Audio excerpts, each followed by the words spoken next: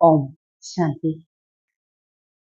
হঠাতে ৰিয়েকশ্যন কৰি দিয়াটো, কোনোবাই কথা এষাৰ কৈছে হঠাতে ডিফেন্সিভ হৈ যোৱাটো, হঠাতে কথা এষাৰ কোৱাৰ লগে লগে নিজকে আমি যিটো ৰিয়েকশ্যন কৰি দিওঁ প্ৰতিক্ৰিয়া স্বৰূপে খঙাল হৈ যোৱাটো, এইবিলাক হৈছে মানসিক ৰোগৰ কিন্তু আমাৰ প্ৰাৰম্ভিক ষ্টেজ বুলি কোৱা যায়।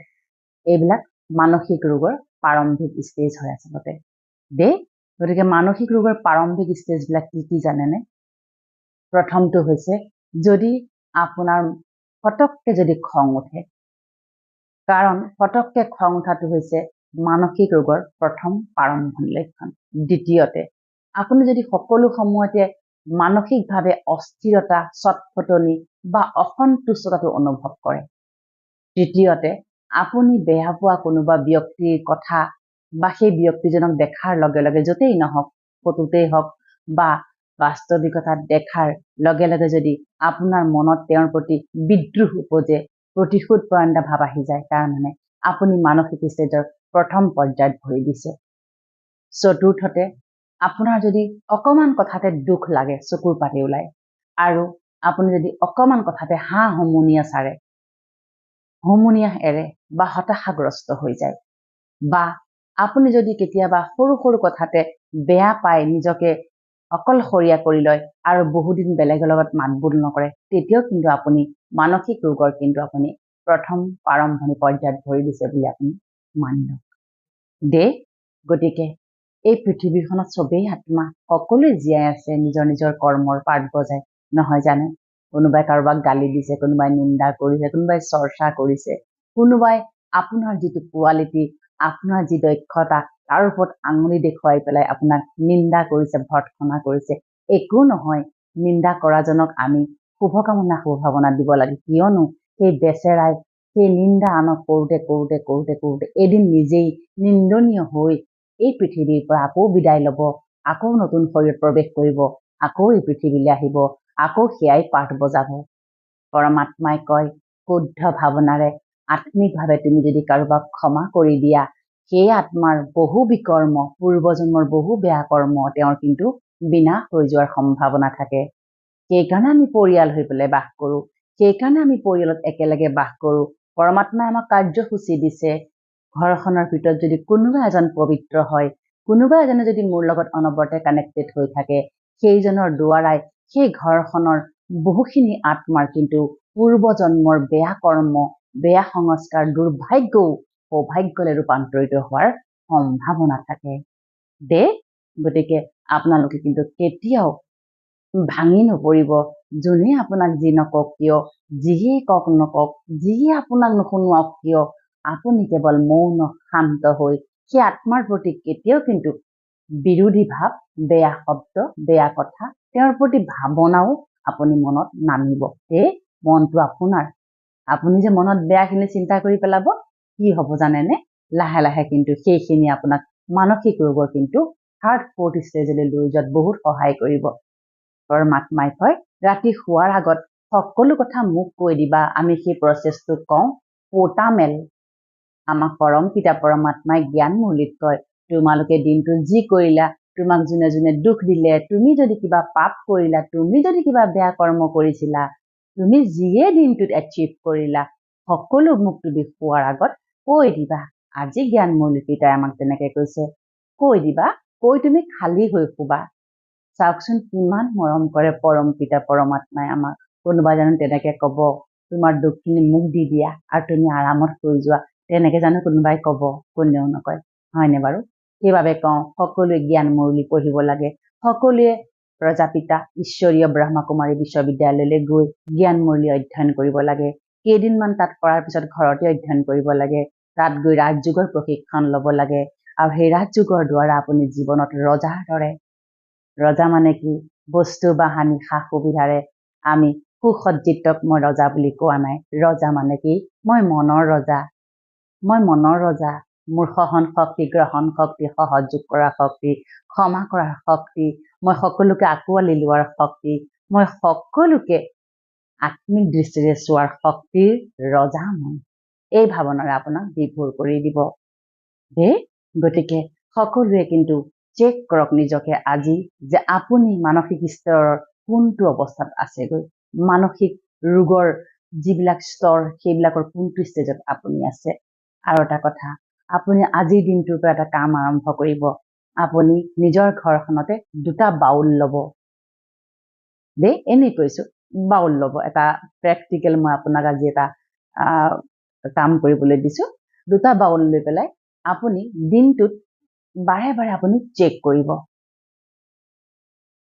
ঘৰখনৰ ভিতৰতে যদি আপোনাৰ মনটো বেয়া বা আপুনি কিবা কথাত দুখ পাইছে, সেইটো কথা লিখি সেইটো নিগেটিভ বাউল 2টাৰ নাম দিব, এটা পজিটিভ এটা নিগেটিভ। যেতিয়া আপোনাৰ কিবা পুৰণা কথা মনত পৰি যায়, মনটো বেয়া লাগে, আপুনি নিগেটিভ বুলি লিখি পেলাই বাউলটোত সুমুৱাই দিব। আৰু যেতিয়া আপোনাৰ মনটো প্ৰফুল্লিত হৈ যায়, কাৰোবাক যদি আপুনি ক্ষমা কৰি দিব পাৰিছে সেইদিনাখন, কাৰোবাক যদি আপুনি নিস্বাৰ্থ ভাৱনাৰে যদি মৰম কৰিছে, ঘৰখনৰ ভিতৰতে যে ঘৰখনৰ পৰিয়ালৰ কথা কৈছো, আমি বাহিৰৰ জগতত সকলোকে সহায় কৰি ফুলো। বাহিৰৰ জগতত আমি কি কৰিছো সেইটো আচলতে আমাৰ প্ৰধান পৰিচয় নহয়। আমি নিজৰ ঘৰখনৰ ভিতৰত কি কৰিছো সেইটোহে আমাৰ পৰিচয়, নহয় জানো? বহুত লোকৰ ঘৰ সংসাৰ বিঘ্ন, বহুত লোকৰ ঘৰ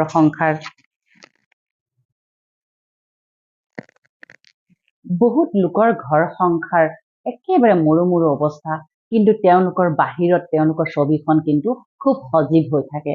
সেইটো পৰিচয় আপুনি বনাবলৈ চেষ্টা নকৰিব দেই। ডিপ্ল'মেটিক আমাৰ পৰিচয়, আমাৰ জীৱনটো কি হয় জানেনে? বৰ অশান্তিকৰ আৰু অসুস্থতাৰ হয়। ঘৰখন হৈছে স্বৰ্গ। ঘৰখনৰ ভিতৰত charity begins at home। তাৰমানে তুমি যদি কিবা বাহিৰত সেৱা কৰিবলৈ গৈছা, তুমি যদি সমাজৰ সেৱা কৰিবলৈ গৈছা, তাৰ আগতে তুমি ঘৰখনত নিজৰ পৰিয়ালৰ মাজত সেই আত্মিক সেৱা কৰা। আনক গৈ পেলাই ভাল পাব নালাগে, আনক গৈ 10টা সহায় কৰিব নালাগে। তাৰ বিনিময়ত তুমি ঘৰখনত থকা প্ৰতিটো আত্মাক যাতে তোমাৰ অন্তৰৰ পৰা আশীৰ্বাদ, শুভকামনা, শুভভাৱনা, নিস্বাৰ্থ সহযোগিতা, মৰম, শান্ত, জ্ঞানী হৈ যাতে সহযোগ কৰা, সেইটোত বেছি গুৰুত্ব দিব লাগে। গতিকে এইবিলাক কৰিবলৈকে কিন্তু অকমান বাহিৰাৰ পৃথিৱীৰ পৰা আপুনি অকমান নিজকে কি কৰিব লাগিব? পিঞ্জৰাত আবদ্ধ কৰিব লাগিব। আৰু সেই বাউল 2টাত আপুনি কি কৰিব? যিদিনাখন আপুনি ক্ষমা কৰিব পাৰিছে, কাৰোবাক যদি কিবা ভাল চিন্তন কৰিব পাৰিছে, আপুনি যদি সকলো এৰাই চলিব পাৰিছে, তাত আপুনি পজিটিভ লিখি সেই বাউলটোত সুমুৱাব। আৰু সন্ধিয়ালৈ আপুনি চাব নিগেটিভত কেইটা শ্লিপ গ'ল আৰু পজিটিভত কেইটা শ্লিপ গ'ল। এনেকে কৰোঁতে এদিন আপোনাৰ নিগেটিভিটি কমি আহিব। গতিকে নিজৰ সন্তান, নিজৰ ঘৰখন, নিজৰ পৰিয়াল পৰিজন, এয়া হৈছে আমাক পৰমাত্মাই প্ৰথম পৰিচয় হিচাপে আমাক সেইখিনি দিয়ে। কাৰণ কিয় দিয়ে জানেনে? এজনৰ দ্বাৰা যাতে আনজন উপকৃত হয়, এজনৰ দ্বাৰা যাতে আনজনৰ বিকৰ্ম বিনাশ হয় দেই। গতিকে বাহিৰা জগতৰ পৰা অকমান কাটি খাওক আৰু অকমান সময় উলিয়াওকচোন দেই। অকমান সময় উলিয়াওক, নিজৰ ওপৰত মন্থন কৰক, নিজৰ ওপৰত কিবা কিবি আপুনি চিন্তন কৰক যে মোৰ কোনটো বেয়া গুণ, মই কেনেকে কম কৰি। আপোনাক যোনে যি নকওক কিয়, আপোনাক যিমানেই যোনে বেয়া নাপাওক কিয়, কিন্তু আপুনি নিজকে বেয়া পাবলৈ এৰি নিদিব দেই। কাৰণ মানসিক ৰোগৰ সমস্যা সাম্প্ৰতিক সময়ত বৃদ্ধি পাইছে। মানসিক ৰোগবিলাক আচলতে কিদৰে হয়? আমাক যোনেই যি নকওক কিয়, কোনোবাই আপোনাক ঈৰ্ষা কৰিছে, হিংসা কৰিছে, আপোনাক বাৰে বাৰে আপোনাৰ বিৰোধিতা কৰি আছে, আপোনাক গালি গালাজ কৰিছে, আপোনাক কিবা কিবি কৰি আছে যিটো আপুনি সহ্যৰ বাহিৰত হৈ গৈছে। কিন্তু এটা কথা সদায় মনত ৰাখিব, সেইসকলে আপোনাক কৰিবহে পাৰে, কবহে পাৰিব। আপোনাক আহি আপোনাৰ ভিতৰখনত সোমোৱাই আপোনাক কিন্তু কোনো ধৰণৰে অশান্তি কৰিব নোৱাৰে বা আপোনাক মাৰি পেলাব নোৱাৰে। সেইটো কথা কিয় আপুনি পাহৰি যায়? বতাহত বহু বস্তুৱে চলে। এতিয়া বতাহত চলা বস্তুটো যাতে আমি নিজৰ কৰি নলওঁ। যিসকলে তেনেকে কয় সেই সকলৰো কোনো উপায় নাই। তেওঁলোকো সেই সংস্কাৰৰে নিৰ্মিত। বেচেৰাসকলে নাজানে যে এনেকে ক'ব নাপায় বা আনৰ ঈৰ্ষা কৰিব নাপায়, আনৰ হিংসা কৰিব নাপায়। কাৰণ সেই আত্মাই যুগে যুগে সেই কৰ্মই কৰি আহে। পৰমাত্মাই সেইটোৱে কয়, আমি সংস্কাৰ আত্মাত কেৰি কৰি আনো। আচলতে সেই শৰীৰটোৰ গাত কোনো দুখ নাই, আমি যুগে যুগে সেই সংস্কাৰ আমি লৈ আহোঁ দেই। যেতিয়া আমি সেই ব্যক্তিজনক আত্মিক স্বৰূপৰে চাম যে হয় দে আয়ু, বেচেৰাটোৱে বহু বছৰ ধৰি এই বেয়া সংস্কাৰবিলাক লৈ আহিছে দেই। এই ভাৱনাৰ যেতিয়া আপুনি দয়ালু, কৃপালু আৰু দয়াশীল দৃষ্টিৰে সেই ব্যক্তিজনক চাবলৈ আৰম্ভ কৰিব, আপোনাৰ কিন্তু সকলো পৰিৱৰ্তন হৈ যাব। পৰিয়ালতে এনেকুৱা কিছুমান ব্যক্তিৰ দ্বাৰা আপুনি চাগৈ প্ৰেৰিত হৈ আছে, শোষিত হৈ আছে, যে আপোনাক আহিবৰে পৰা, আপুনি সেই ঘৰখনত আহিবৰ পৰা আপোনাক ভাল নাপায়, বা আপোনাৰ উপস্থিতিত সেইটো কৰি নেদেখুৱালেও আপোনাৰ পিছে পিছে আপোনাক খোচা বিন্ধা কৰে, আপোনাৰ বেকবাইটিং কৰে, আপোনাৰ কথা চৰ্চা কৰে, আপোনাক নিন্দা কৰে, বা আপুনি বহু চেষ্টা কৰিও নিজৰ মানুহগৰাকীৰ হ'ব পৰা নাই, আপুনি বহু চেষ্টা কৰি নিজৰ মানুহজনৰ হ'ব পৰা নাই। কিয় হোৱা নাই জানেনে? কাৰণ আমি ক'ৰবাত নহয় ক'ৰবাত তেওঁৰ উপৰি সংস্কাৰখিনিকে চাই থাকো দেই। আচলতে আমি কি জানেনে, এই সংসাৰখনত বাস কৰিবলৈ হ'লে আমি ওপৰে তেওঁলোকৰ সংস্কাৰখিনি চালে নহ'ব। উদাহৰণস্বৰূপে আপোনাৰ ঘৰখনতে, আপোনাৰ স্বামী স্ত্ৰীৰ মাজতে এজনৰ সন্দেহ কৰাৰ প্ৰৱণতা বেছি, বা এজনে আনজনক টানকে কথা কোৱাৰ প্ৰৱণতাটো বা সংস্কাৰ আছে, বা এজনে আনজনক অকমান কথাতে অসন্তুষ্ট হৈ যোৱা বা গালি গালাজ কৰি দিয়াৰ এটা প্ৰৱণতা আছে। সেই ক্ষেত্ৰত আপুনি যদি অকমান দয়াশীল, ক্ষমাশীল ভাৱনাৰে তেওঁক যদি আপুনি অন্তৰেৰে বুজি লয় যে তেওঁ আত্মা, ময়ো আত্মা, তেওঁ সেই পূৰ্বৰ সংস্কাৰ লৈ আহিছে, সেইবাবে তেওঁ তেনেকে কৈছে, এই যে অকমান যদি বুজি লয়, আৰু এই বুজনিটো কেতিয়া আহিব জানেনে?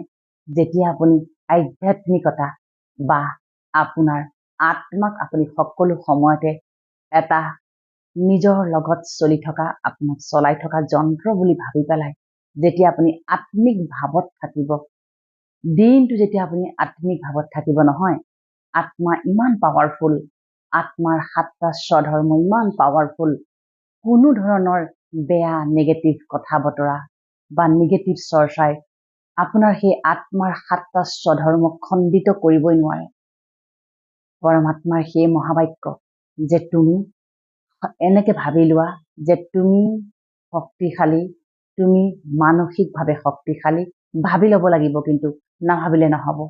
পৰমাত্মাই আমাক সদায় জ্ঞান মুৰলীৰ দ্বাৰা সেই কথাকে কয় যে 10জনে যিটো কথা ভাবিছে তুমিও সেই পথে গুচি নাযাবা। 10জনে যদি তোমাৰ কথা নিন্দা কৰিছে, তুমি তেনেকুৱা নোহোৱা নহয়, আপুনি তেনেকুৱা নহয় দেই। 10জনে আপোনাক নাজানে, সেইকাৰণে আপোনাক নিন্দা কৰিছে। এনেকে ভাবি ল'বচোন, মোক নাজানে সেইকাৰণে তেওঁ নিন্দা কৰিছে। এনেকে ভাবিবচোন, যেতিয়া আপোনাক লগ পাব, আপোনাৰ লগত কথা বতৰা পাতিব, তেতিয়াহে আপোনাৰ আচল যিটো সংস্কাৰ সেইটো তেওঁলোকৰ চকুত ধৰা পৰিলেও পৰিব, নপৰিলেও নাই, কিন্তু আপুনি আনে কৰা বেয়া ব্যৱহাৰ, বেয়া সংস্কাৰ, আপোনাক কৰা ঈৰ্ষা, হিংসা, অসূয়া, অশান্তি আপুনি কিন্তু কেতিয়াও প্ৰতিশোধ ল'বলৈ নাযাব দেই।